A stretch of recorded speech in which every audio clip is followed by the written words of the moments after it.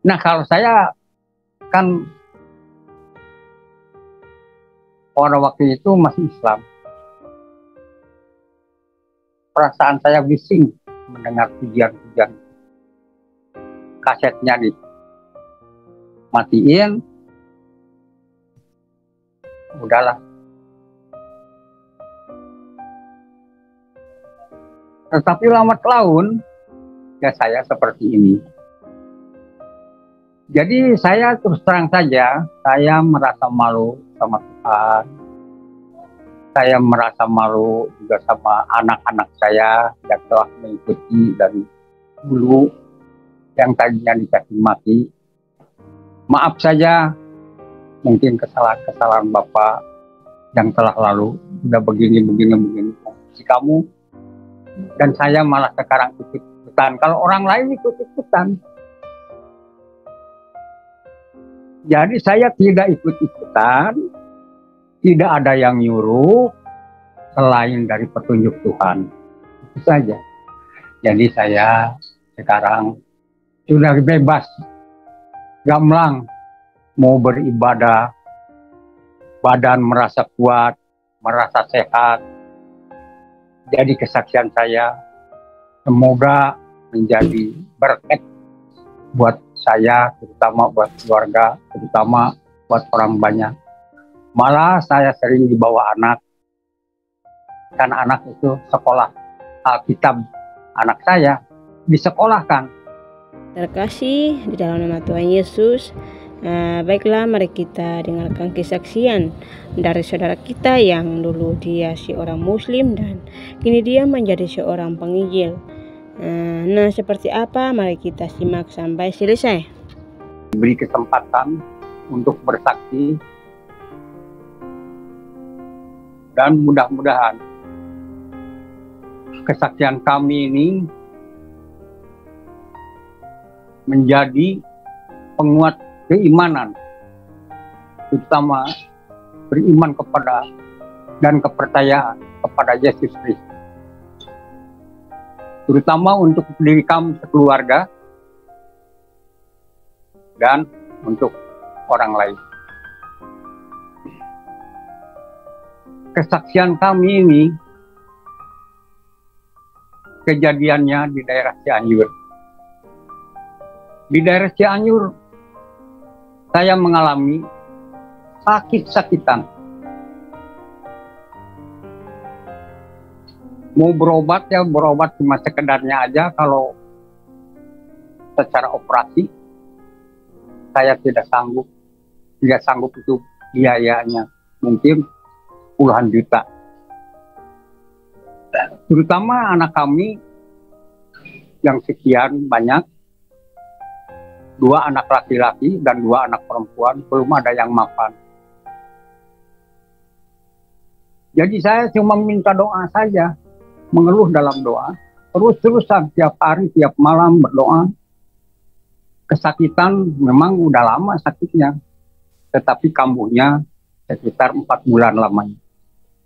Terus saja berdoa, dan saya mau bangun pun susah, mau tidur pun susah, pinggang itu terasa putus. Nah, lama-kelamaan,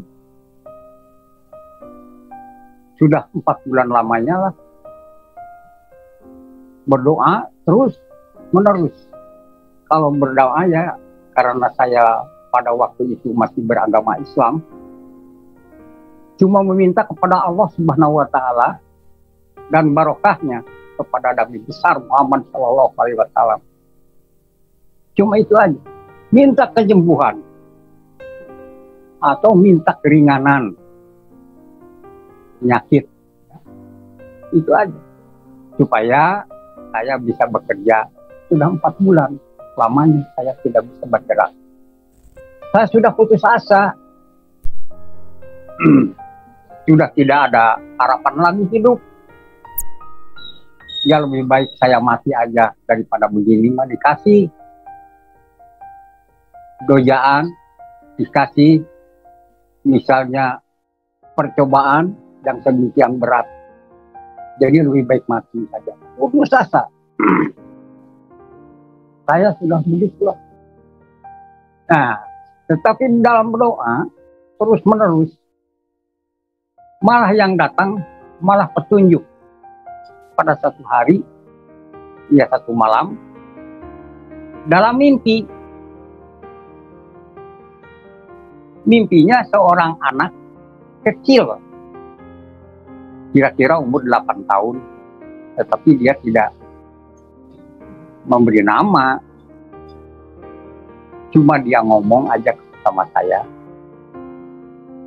Pak, berdoanya harus kepada Tuhan Yesus, katanya. Loh, Tuhan Yesus? Saya cuma mendengarkan aja di dalam mimpi, mendengarkan aja. Petunjuknya seperti itu, harus berdoa kepada Tuhan Yesus. Ya akhirnya saya bangun pagi-pagi, ngelamun, ya sambil ngedepong gitu kan, saya nggak bisa bangun apa-apa. Kok ngapa? Saya minta keringanan, penyakit, apalagi sembuh. Sekarang malah ada yang nyuruh harus berdoa kepada Tuhan Yesus. Tuhan Yesus itu siapa? Malahan saya tanya kepada istri saya pun sama, tidak tahu. Tidak tahu Yesus, iya, tidak tahu. Cobalah tanya, sekarang kan di sini banyak orang Kristen, di daerah saya banyak orang Kristen di situ berbaur, yang datang ke tempat saya, ke kolam. Nah, pada datang berbaur, tapi saya terus terang tidak tanyakan bagaimana atau saya mimpi begini, tidak dijelaskan. Cuma saya tanya, siapa Tuhan Yesus itu yang sebenarnya? Sama orang Kristen. Oh, Tuhan Yesus itu Isa Al-Masih, Tuhan kami, katanya. Oh, Tuhan Yesus itu Isa Al-Masih. Kalau Isa Al-Masih saya tahu dalam Al-Quran kan ada. Ada itu di dalam Al-Quran. Al-Masihu, Al-Masih. Nah, di dalam Al-Quran pun ada. Oh, baru tahu sekarang ya nama Yesus itu Isa Al-Masih gitu. Ya udahlah, habis ada apa? Katanya enggak, saya mau nanyain aja. Mau nanyain aja, saya emang nggak ada. Di dalam hati belum percaya. Harus bertanya, harus berdoa kepada Tuhan Yesus. Kan harus iman, baru percaya. Kan seperti itu. Loh, gimana ya sekarang? Saya mau tanyakan kepada orang Kristen, wah kalau ditanyakan kepada orang Kristen, bagus itu. Petunjuk dari Tuhan Yesus, kan gitu jawabnya. Tetapi kalau bertanya kepada orang Islam, wah itu cuma memperolok-olokan aja. Lah gitu kan, pasti jawabnya begitu kalau nanya kepada orang Islam. Jadi saya tidak mau menanyakan kepada orang. Jadi lebih baiklah sekarang minta petunjuk lagi lah kepada orang itu yang kemarin datang. Coba yang sebenarnya bagaimana saya. Pada hari kemarin minggu kedatangan anak itu, selang 1 hari datang lagi mimpi yang seperti itu juga. Datangnya anak kecil yang seperti kemarin, pakaiannya, rambutnya, senyumnya, itu ininya masih yang kemarin. Nah ini kan aneh. Kalau mimpi ya mimpi, semua juga pada mimpi. Tetapi kan mimpi sekarang misalnya ketemu sama si A, besok malam lagi mimpi ketemu sama si B, kan lain lagi acaranya, kan itu mimpi. Kalau ini mah enggak. Mimpinya yang kemarin harus berdoa kepada Tuhan Yesus, orangnya itu bentuknya seperti itu, umurnya seperti itu. Mimpi yang kedua kali itu juga datang, tetapi saya aneh. Anehnya gimana? Saya belum percaya sebenarnya. Tapi dan namanya mimpi, perjalanan dalam mimpi. Mimpinya saya berada di seberang sana, di gunung. Mimpinya di gunung sana. Di situ keadaannya agak gelap. Agak gelap. Cuma dari gunung sana, lihat ke seberang sana, gedungnya tinggi-tinggi, listriknya pada mubiar, terang, di tengah-tengahnya lautan yang panjang, terus lautan lebar. Jadi saya melihat dari seberang sini, di tengahnya lautan, di sebelah sana ada sebuah kota yang mewah kelihatannya. Gedungnya tinggi-tinggi. Nah, mungkin pikiran saya di situ banyak orang, banyak makanan, banyak itu, banyak ini. Tetapi yang didiami sama saya di situ, di seberang, sebelah sana, yang didiami sama saya cuma pasir. Gunung kecil. Pasir itu kalau dalam bahasa Sunda ya. Kalau dalam bahasa Indonesia ya gunung kecil. Penuh dengan lumut. Dari celah-celah batu keluar air. Nah, lumutnya itu di situ licin sama sekali. Mau berdiri pun susah. Ke bawah jurang. Ke sini jurang. Dikelilingi jurang. Jadi nggak ada jalan. Nggak ada jalan, mau selamat-selamat kemana. Duh. Lagi saya selangak-selinguk. Bagaimana prihatin saya, susah payah saya di dalam mimpi itu. Gimana kalau makan nggak ada makanan, terkecuali lumut yang basah. Lumut sekelilingnya. Di tempat duduk itu lumut semua. Ke sana jurang, ini jurang, jurang semua. Ya. Ya tiba-tiba dari belakang ada yang negor. Pak, lagi apa? Kami senyum. Lihat ke belakang.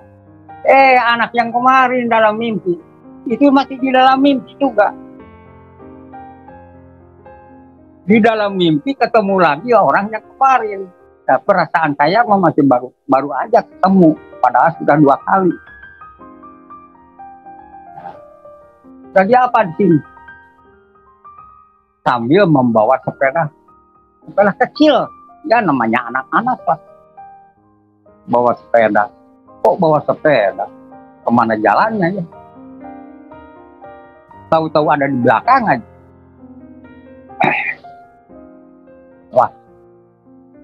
Begini, nak. Saya bilang anak saja. Nah, coba anak-anak. Begini, nak. Bapak ini mau ke sana tuh, seberang sana. Nggak ada jalan. Mau ke sana tuh, di seberang sana mah terang, genderang. Mungkin banyak orang di situ. Kalau di sini mas bakit, nggak ada temen, nggak ada batur. Bahasa Sunda saya mah batur. Wah. Jadi bapak mau ke sana, katanya. Arah ini. Boleh kalau mau ke sana mah. Saya anterin, katanya. Tapi bapak harus berani naik sepeda. Sepeda ini nih yang saya bawa. Loh, sepeda. Saya pikir, ya kalau sepeda logikanya kan harus di jalan rata, di darat. Ini kan juram ke bawahnya. Paling jauh bisa ke bawah. Mati. Enggak, Pak. Enggak. Yakin Bapak kalau berani naik sepeda ini, Bapak pasti selamat. Yakin selamat sampai tujuan kita. Mau enggak? saya berani jawab. Sebab dalam pikiran saya pasti mati. Yung bisa di bawah, namanya sepeda. Kan kalau sepeda di jalan rata. Itu pikiran saya. Di dalam mimpi pun. Ya. Lalu dia nanya lagi, berani nggak? Ya kalau berani, Bapak selamat sampai sana. Tanggung jawab, benar. Selamat sampai tujuan, sampai di sana. Di sana tuh kota besar, gedungnya tinggi-tinggi, pasti di sana banyak orang. Ya boleh deh. Ya pikir saya di situ juga pasti mati karena nggak ada makanan. Nyungsep juga mati. Ya lebih baik mati aja gitu. Dalam pikiran saya. Ya udahlah. Tapi si anak ini katanya tanggung jawab sampai tujuan karena pasti selamat. Tanggung jawab. Boleh saya duduk aja. Baru juga duduk, di sadelnya, pegang setangnya, dari belakang didorong. Seng, ajaib, malah aneh. Sepeda itu bukan nyungsep, malah bisa terbang. Loh, terbang? Ya enak kalau sudah terbang, ya kalau lihat belakang juga melambaikan tangan, terus katanya. Anak itu, nah lalu saya terus aja tuh, jauh banget, lautan yang begitu terus. Saya lirik ke sana di atas lautan, wah, merasa gembira saya. Nah, ketika mau turun, udah nyampe aja ke sana, ke atas daratan di sana. Ketika mau turun, kira-kira ya 30 meteran lah kalau sekarang, dari atas ke bawah. Turun di sepeda, turun sendiri. Helak. Tiba di bumi, ya tiba di atas sana, aneh bin ajaib lagi. Anehnya, si sepeda itu berubah. Ban depan hilang, ban belakang hilang, cuma yang ada setangnya dan batangnya yang atas. Saya pegang, jadi salib. Wah, kok ini jadi salib begini ya? Tapi biarlah, saya mau anterin kepada si anak, kan itu udah jauh, udah kelihatan dari jauh juga, udah ada di situ, udah ada di seberang sana lagi. Saya mau turun ke sana, ya mau mengucap terima kasih bahwa saya sudah diantarkan dengan sepeda ini. Sepeda ini batangnya dibawa, bukan sepeda, jadi salib aja. Batangnya ke bawah, setangnya di atas. Saya pegang ke tengahnya, dibawa. Di situ gedungnya mewah-mewah, memang benar. Kelihatan gedungnya tinggi-tinggi, terang-terang. Tapi belum ada orangnya, nggak kelihatan. Cuma pagar, sekelilingnya di pagar. Nah, saya sudah keliling. Anak kecil itu tidak ketemu lagi. Nah, baru saya bangun di alam nyata seperti begini loh. Baru saya berpikir, saya berada seberang ini. Berarti saya ada di dunia sebelah ini, di dunia gelap. Gelapan di situ kelihatannya gelap, agak gelap itu.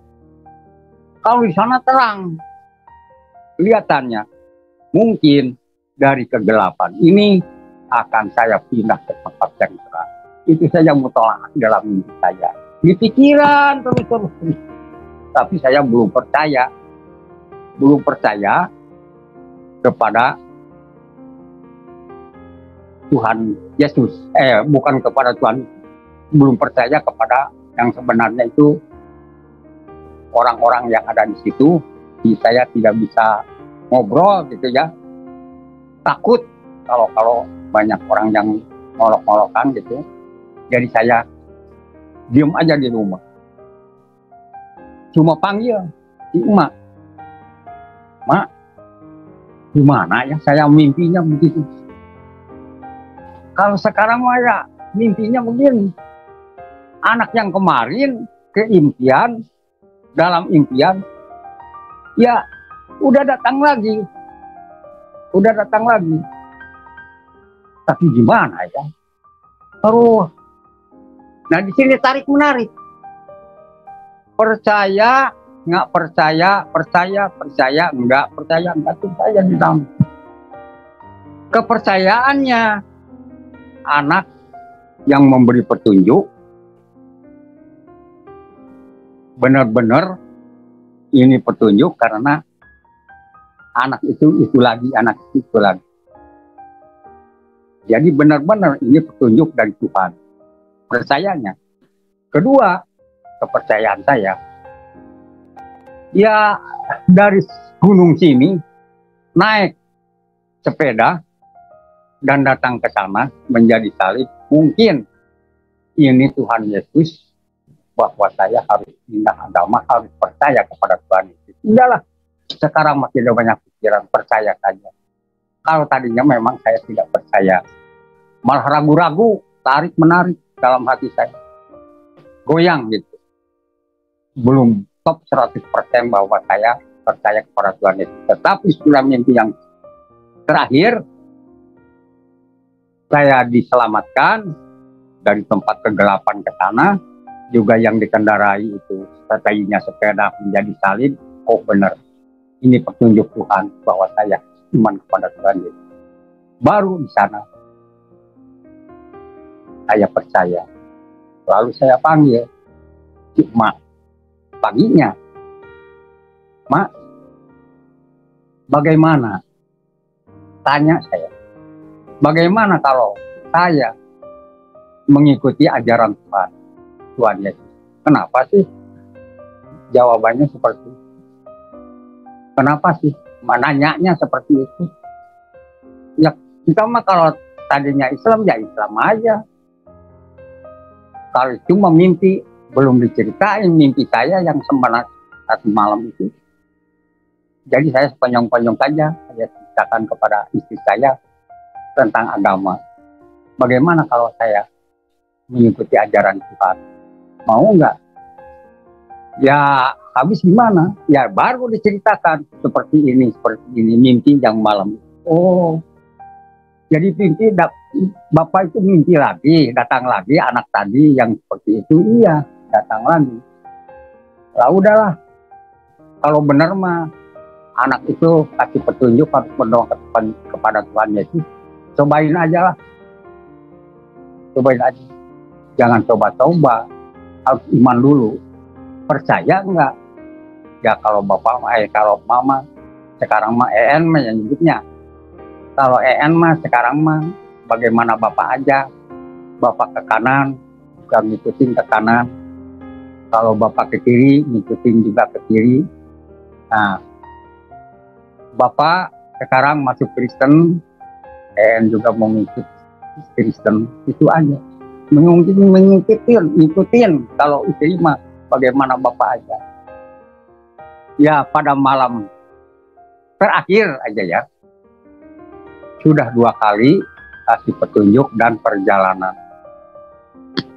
naik sepeda.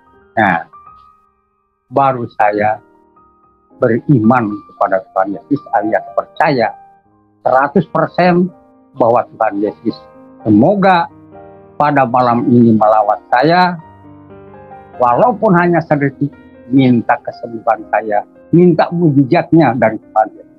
Cuma itu doa saya, sambil bercucuran air mata. Sekian lama saya berdoa sana ke sini, wirid segala macam dibaca, tapi maaf, tidak ada hasilnya, cuma itu petunjuk. Nah, sesudahnya kami mendapat petunjuk yang sedemikian rupa, dari pertama disuruh, yang kedua perjalanan dari kegelapan dibawa ke alam terang, Mudah-mudahan saya diberi kesembuhan dengan imannya kami, dengan percayanya kami kepada Tuhan Yesus pada malam hari itu. Saya berdoa terus Mas ya. Akhirnya saya tidur, tidak terasa yang biasanya kalau tidur ya ngedepong, tidak bisa nangkara atau bagaimana tidak bisa. Cuma ngedepong aja seperti anjing mula. Wah, ngedekemin tulang. Nah itu seperti itu, ngedepong. Dielapin, di bagaimana, itu lamanya berbulan-bulan. Akhirnya pada malam itu saya berdoa, meminta kepada Tuhan Yesus, benar-benar kami percaya, benar-benar kami imani, cuma lawatlah, walaupun hanya sedetik, saya minta kesembuhan. Sama percuma. Masuk Kristen pun kalau tanpa ibadah, bersama-sama di gereja, ke sana, ke sini, kepentingan agama, kalau tidak disertai dengan kesehatan, nggak bisa jalan. Jadi saya minta utamanya sehat dulu. Akhirnya saya bangun pagi-pagi, malah dalam tidur juga sudah saya tercengang tidur juga. Oh, kapan maliknya badan saya sudah nangkara begini. Tuh. Kok bisa ya? Kalau biasanya kalau tidur kan ngedepong, tapi sekarang nggak tahu kapan lah menggulingkan badan gitu ya. Tapi sekarang mah sudah nangkara. Loh, lalu bangun, lampa pinggang nggak sakit, dampak di sebelah sini nggak sakit. Loh, kenapa ya? Lalu saya pergi ke dapur. Biasanya jam sekian istri saya sudah masak air, mau ngelapin badan saya. Tetapi saya mah pada waktu itu nyamperin dia ke dapur. Loh, Pak, memang sudah sehat? Iya, sehat. Tidak terasa apa-apa tuh. Ya. Ini berkat. Berkat Tuhan Yesus, terima kasih saya disembuhkan. Mengucapkan beribu-ribu terima kasih kepada Tuhan Yesus bahwa saya telah dikasih mujizat yang luar biasa. Nah, dari hari itu saya pun ingin pergi ke gereja ya, dekat ke gereja dekat. Nah, tapi gimana ya ke gerejanya? Takut, gereja juga takut. Takutnya gimana? Pada waktu itu masih zamannya aman, zaman bom-boman ya. Waktu itu kan bom di mana, di Bali kan di mana, daerah mana-mana banyak bom-boman terus-terusan. Nah,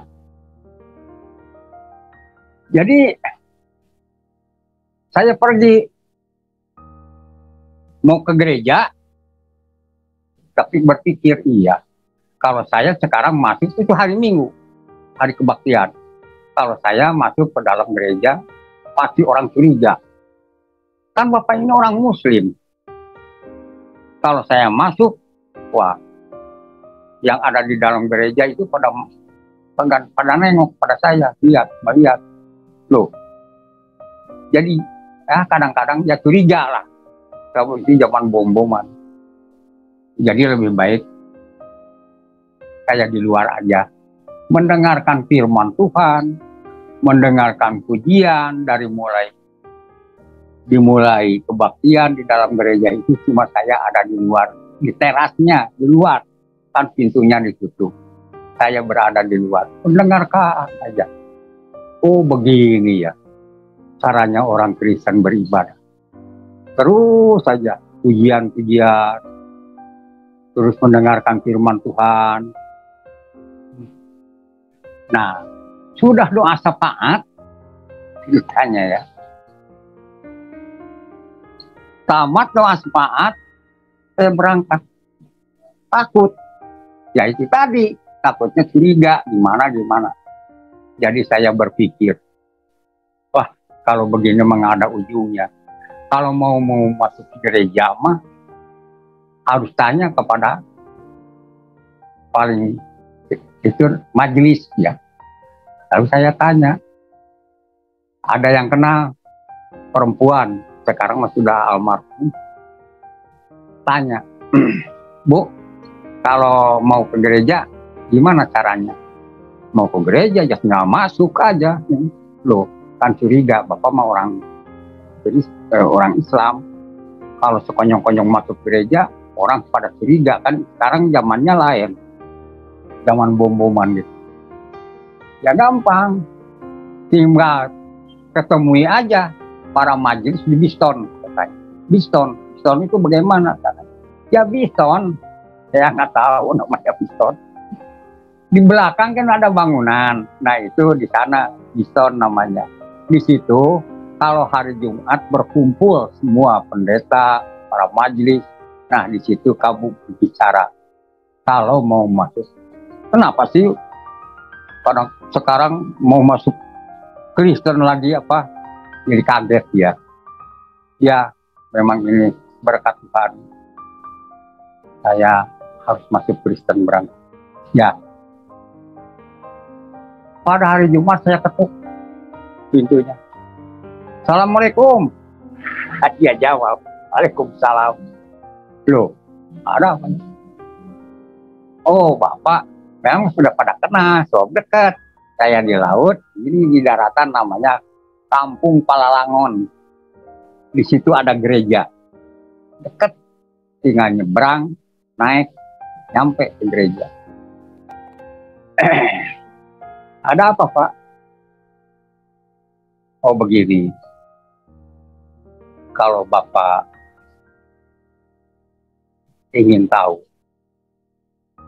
asal usulnya saya masuk Kristen, saya akan kesaksian dulu sedikit. Kesaksian bahwa saya mendapat disuruh harus masuk, harus berdoa kepada Tuhan Yesus. Kan saya sakit sekian lama, mungkin pada tahu semuanya juga. Oh iya, karena Bapak sakit. Sekarang sembuh. Saya disembuhkan oleh Tuhan Yesus. Itu saja alasannya. Oh, puji Tuhan. Jadi sekarang masuk ke sini, mau masuk Kristen. Iya, saya sudah percaya dari rumah juga. Dari kemarin juga saya sudah percaya. Maka saya disembuhkan ini, kepercayaan saya sudah berubah, keimanan saya sudah berubah. Saya tinggal masuk ke gereja, didaftarkan, daftar di situ, masuk gereja. Ya, puji Tuhan, tiap hari, tiap minggu, Rebo, Kemis, Jumat yang pre, itu kan ada apa? Ibadah keliling tiap rumah. Ya, terus yang namanya haus keterangan, ya terus. Ya akhirnya saya sampai sekarang banyak terima kasih kepada Tuhan Yesus telah disembuhkan, dan agama tidak mungkin lepas lagi. Memang kalau keluarga saya, terutama ya adik, kakak, tapi kakak kemarin sudah meninggal, udah lanjut usia. Adik masih ada, dari ibu 4 orang, dari bapak tinggal 2 orang. Itu keluarga yang ada di Tasik. Ya.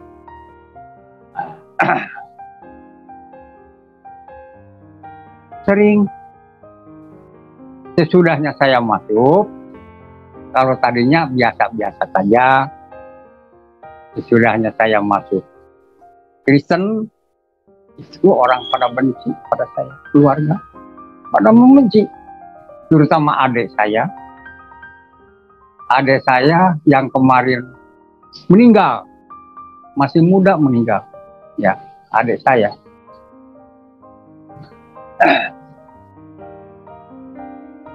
mendengar kabar, mungkin berita dari Tasik, ada yang jualan di sini, berita saya masuk Kristen, nyampe ke Tasikmalaya, dibawa sama orang yang jualan. Jadi dulu adik-adik saya yang ada di Tasik itu membenci saya. Saya malahan biasanya tidur di sana sama anak, sama mantu. Kalau pergi ke Tasik, dihormati sama dia. Benar, dihormati. Duduk, tidur di situ, makan bersama. Tetapi sudahnya saya mendengar ada berita masuk Kristen, benci sama. Yang mudah-mudahan Tuhan Yesus merubah, bisa membolak-balikan hati manusia yang tadinya membenci supaya menjadi kasihan, terutama masuk ajaran Tuhan juga. Nah, anak saya pun yang lebih dulu masuk Kristen. Memang yang dulu masuk Kristen itu anak saya dibenci. Sampai sekarang tak ada di mana. Katanya sekarang ada di Sumatera. Katanya memang kalau di sini sudah tahu memang saya sudah masuk Kristen, dia gembira. Tapi sebelumnya dia tahu masuk bahwa Bapak masuk Kristen, dia sudah jauh pergi. Nah, juga anak saya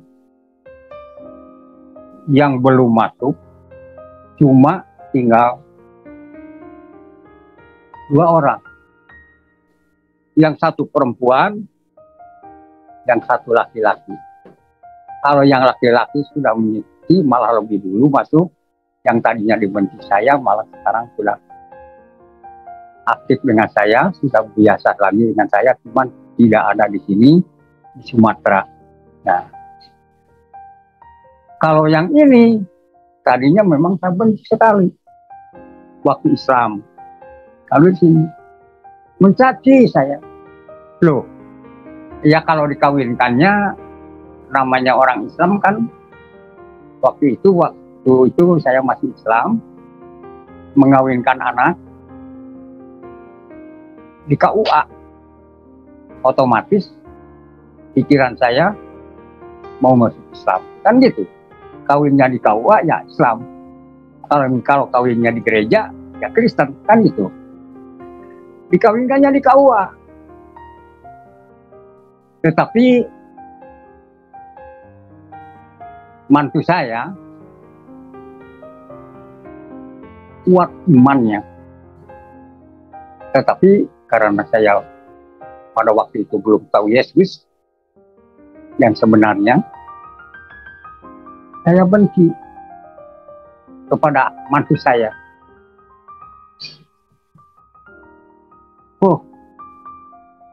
Kan kamu dikawinkan di KUA, aturan mengikuti ajaran Islam. Tapi kenapa kamu sekarang malah mengikuti suami masuk Kristen? Nah, kalau saya nengok anak ke sini, lagi kontrak tuh di sana, masih kontrak. Dia nyetel kalau pagi, subuh ya, kalau subuh pagi. Nyetelnya cuma pujian. Nah, kalau saya kan pada waktu itu masih Islam. Perasaan saya bising mendengar pujian-pujian. Kasetnya dimatiin. Udahlah. Tetapi lambat laun, ya saya seperti ini.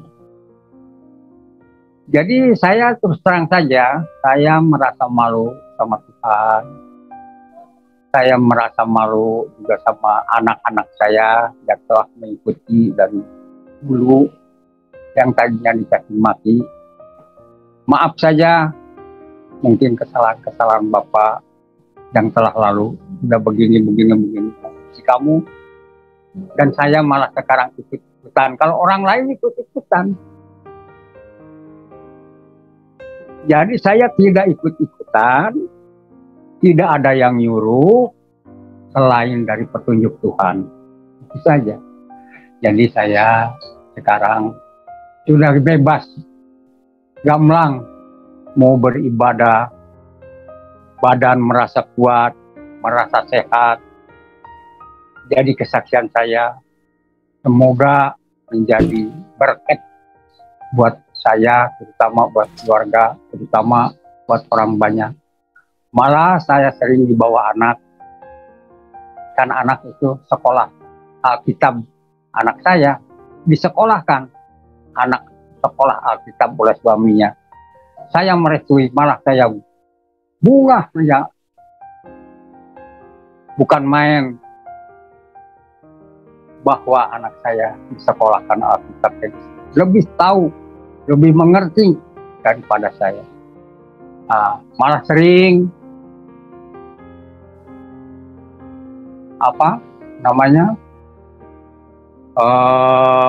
ke LP itu berkunjung,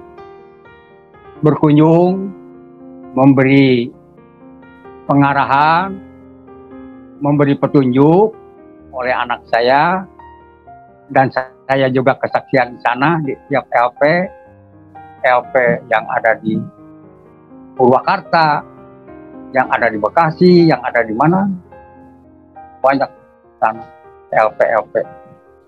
Saya datang ke sana sambil ya membawa makanan ala kadarnya, rame-rame di sana. Sesudahnya saya memberi kesaksian, sesudahnya memberi kesaksian yang sungguh luar petunjuk biasa. Semoga dalam kebenaran ini Tuhan, semakin dikuatkan makan dan kita bersama semakin percaya.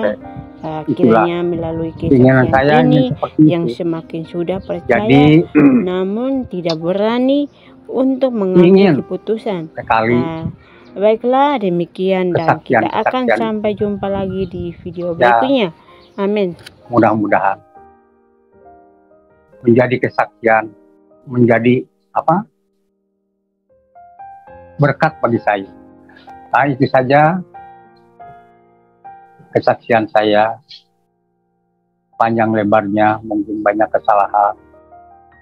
Dalam ucapan kami maklum, orang sudah tua juga maklum, bahasa campur, ada bahasa Sunda, ada bahasa Indonesia belum lancar, tidak begitu lancar. Maaf yang sebesar-besarnya untuk para pendengar semua, tetapi intinya adalah supaya menguatkan keimanan dan kepercayaan kepada Tuhan Yesus. Tua boleh rontok rambut, boleh rontok gigi, tetapi keimanan dan kepercayaan tidak boleh rontok. Bahkan makin tua harus makin kuat, makin tegar. Itulah. Terima kasih.